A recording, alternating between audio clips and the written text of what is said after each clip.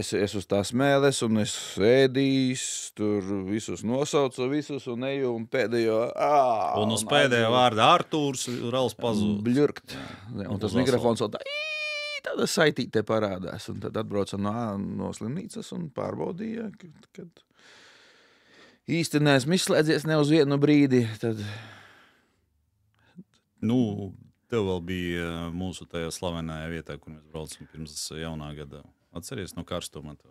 No tas bija vasarā, tas bija Meirānos. Meirānos. Tad es sapratu, ka pirms koncerta nevar gulēt pludmalē un nelietot pietiekoši daudz ūdeni, un pēc tam aizbraukt vēl nomalku koncertu, kārtīgi izsvīst, un tad es apsēžos pie kluba vadītājs pēc koncerta, un tikai viss iet uz riņķi. Meirānos, un tad ārā aizēju svaigā gaisā noguļos, un tie pēdējā publikas palikusi. Nu jā, kā māksliniekam slikti, laikam pār, nu tā kā.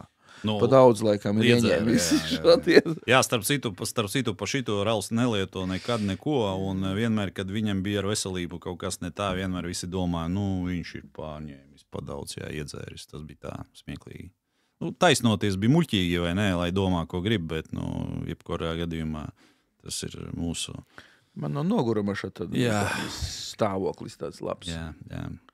Bija arī pēc Covida, protams, kad Limbažos, kā kultūras nama vadītājiem rīnījās, tur, ka mēs... Cilvēkiem atsprāga, jā. Savācām tik daudz cilvēku. Sailgojušies. Tad vēl bija arī Rankā, es atceros arī pasākums, kur arī brīnījās, ka tik daudz cilvēku, jo mums nav tik jaudīga tā aparatūra, tik daudz cilvēkiem paredzēta. Un tā kā, jā, tādi forši pasākumi. Bijuši labi bezmaksas konči ir skaitās konči, tāpat neskaitās. Jo 90 tas pats Nevarbūt balss albums Daugavpils studentu diena. Atceries 1. septembrī tajā lielā kulcī 3. stāvā, kur mēs stiepām tumbas vēl. Latviešu biedrības nams, tā viņš saucās. Tur bija, es nemaldos, 1000 bija cilvēku kaut kur tajā lielajā zālē, bet tas bija bez maksas studentiem, bet pēc tiem laikiem tas likās grandiozi. Tas ir kaut kur vēl video sižets kaut kur YouTube. Ir. Un pat kasetē bija koncerts ierakstīts. Un Rēzignes video sižets bet tad jūs vēl nebija. Jā, ar meitenēm, jā. Studentu arī klubs bija Rēzignē, ka tur bija pilns, un tad bija šokā visi, ka tik daudz cilvēku. Jā, protams, Siļu Kalnagravas tās vietas, kas bija ļoti apmeklētas. Bet tādu tikai uz mums, ka ļoti daudz Laternu stundā. Tur, jā. Tur vienmēr bija, jā. Kalnciema kvartāls, pirmais. Tas bija super. Kur trolejbusi stājās, es nezinu, dēļ korķiem vai luksoforiem. Publika otrā pusē ielai skatās pāri ielai, satiksmiet pa vidu, viņi otrā pusē stāv, jo tur tas laukums viss ir pilns. Mūžīgā stagnācija. Stagnācijas nav. Visas 30 gadus viena stagnācija. Mūzikas ziņā, varbūt nekas tāds, izņemot vienu dziesmu, nav parādījies, bet rekur taču updatēts pilnīgi viss sastāvs pavadošās blices. Meitenes sāka dejot, nomainījās čaļu sastāvs, tad sadarbība ar mums ir parādījies savs fotogrāfs un koncertu filmētais, patstāvīgais. Tā kā mums ir tāds, ka arī brigāde tad novākusies jau blice patstāvīgi, kas brauc tagad. Pa šiem tieši 10 gadiem. Rekur Ozols, tevis taču uztaisīja Nevarbūt balts versiju.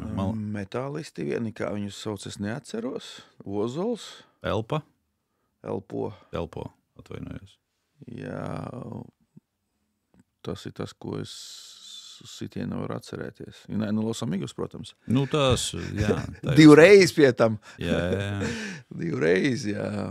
Bet es pieļauju, ka pieņemsim, nezinu, pa citiem versijiem, bet Ozolam, kur bija lielais koncerts, kur arēnā viņam bija, vai ne, pagājušajā gadā? Man liekas, kur viņš to Nevarbūt balts dziedāja, un tas labi iesemplēts. Es domāju, ka daudzi varbūt no jauniešiem arī pavilkās un paskatījās, kas tas pa Nevarbūt balts, ko nezinu, sempli. Pameklēja kaut kur internetā ārēs, kas tas ir pa uzstārēji. Citreiz ir tā, ka tas cover versija, ka jaunā cover versija ir populārāka par to oriģinālo gabalu. Šis nav Es ceru, tas gadījums. Tā kā zina arī oriģināli un viss ir labi. Jā, tas es uzskatu, ka tieši kā. Jo viņi kaut kā no savas puses to visu parāda. Tā kā man nekādu problēmu. Kā tev pašam? Bet ideja ir pilns ar idejām ir. Droši vien tad, kad mākslīgais intelekts ļaus vieglāk to visu uztaisīt, jo tagad ir, kamēr es atlasu to versiju, kas man patiktu, es esmu noguris no tā mākslīgā intelekta. Es sekoju tam visam līdzi, visu laiku gaidu, kad es tiešām varēšu uzrakstīt, ka man ChatGPT vai kas palīdzēs uzrakstīt tādas komandas, kas palīdzēs uztaisīt to, ko es vēlos dzirdēt. Es jau piekūstu, jo uztaisā viņš tās versijas, kas visas ir metamas, kurās visās tu atpazīsti to, nogurdina tā mašīna. Viss. Labāk pašam ir ņemties un taisīt no nulles. Tā. Man aizķerās Salnavas koncerts, man ļoti gaišā piemiņā ir. Es skatos arī TikTokus no citiem cilvēkiem, kas ir safilmēti. Es priecājos, jā, cik foršas tagad ir gaismas, cik forši viss ir. Tas man ir highlighti, nevis kaut kādi tur zvaigžņu brīži. Nu, mēs taču tajos gados... Tieši tā kā kuram, Nē, mēs taču tajos gados bijām, man liekas, katru gadu kaut kādās apbalvošanās. Sākām ar mikrofonu, tad muzikālās bankas, pēc tam mums bija LNT video, visi šie konkursi, kur mēs ar 7 dienām vinnējām pirmo vietu. Tas viss ir bijis, bet tur jau atkal strādā arī tie televīzijas saucamie noteikumi, tā uzstāšanas paiet tik ātri, kad es kā dejotais no tā nekāda kaifu īpašo nejūtu, jā, jo tu iznāc uz 3 minūtēm, nodejo deju, uztraukumā, lai tikai tur pareizā, es nezinu, leņķī pret kamerām, tu redz un tā, tas viss kā ātri paiet. Ne, pēc tam, ka balvu dabū, protams, forši viss. Bet, tas tā. Parastais koncerts, teiksim, kaut kādā stadionā, kā man patīk, tu pats zini. Pārnestā nozīmē, es domāju, kaut kādā lielajā open air skatuvē, tas ir foršāka sajūta, ka tu visu programmu nodejoji pusi no programmas, bet nevis vienu dziesmu kaut kur televīzijā. Man personīgi, es nezinu.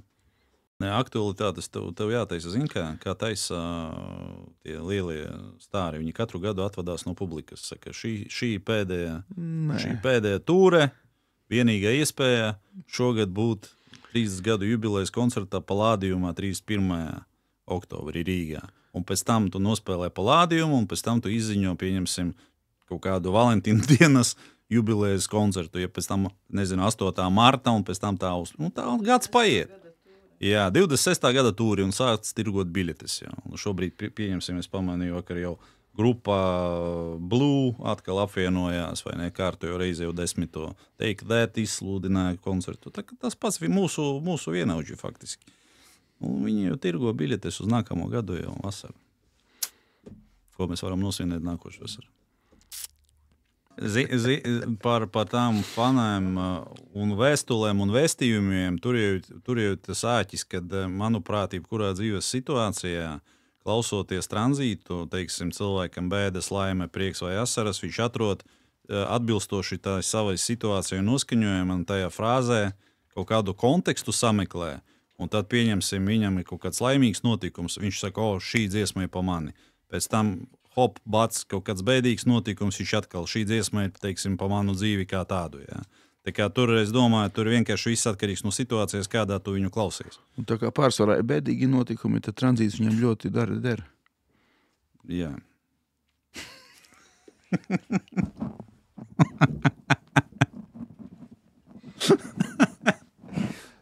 Jā, tādā kontekstā, kad man bija zvans.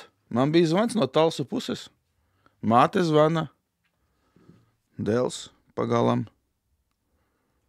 brauciet nodziedāt uz bērēm.